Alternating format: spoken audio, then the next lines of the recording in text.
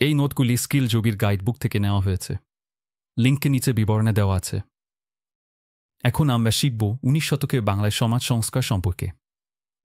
19 শতকের বাংলায় সেই সময় সমাজ জীবন ছিল সংকীর্ণ এবং কুসংস্কারপূর্ণ। সমাজে বিভিন্ন ধরনের কুসংস্কার, অন্ধবিশ্বাস এবং গোঁড়ামি ছিল অত্যন্ত প্রচলিত। সতীদাহ প্রথা, বাল্যবিবাহ, বহুবিবাহ, দেবদাসী প্রথা, জাতিভেদ প্রথা এবং অস্পৃশ্যতার মতো কুপ্রথাগুলি সমাজের ভিত্তিকে দুর্বল করে তুলেছিল। তবে পাশ্চাত্য শিক্ষা প্রসারের ফলে শিক্ষিত নব্যগোষ্ঠী সমাজে পরিবর্তনের জন্য অগ্রণী ভূমিকা পালন করেন।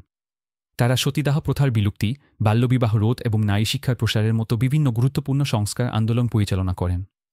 এই সমস্ত সংস্কার আন্দোলন বাংলার সমাজ জীবনে নতুন পথ দেখিয়েছিল। প্রগতিশীল চিন্তাধারা সমাজে নতুন আলো আনতে সক্ষম হয়। আশা করি তোমরা এই বিষয়টি ভালোভাবে বুঝতে পেরেছ। এরকম সহজ এবং তথ্যবহুল নোটসের জন্য স্কিল যোগীর গাইডবুক কিনে ফেলো। স্কিল যোগী মেম্বারশিপ নিয়ে আমাদের ওয়েবসাইটের সমস্ত কন্টেন্ট এবং হোয়াটসঅ্যাপে ডাউট ক্লিয়ারিং সাপোর্ট পেতে পারেন। তাহলে আর দেরি না করে আজই স্কিল যোগী ভিজিট করুন।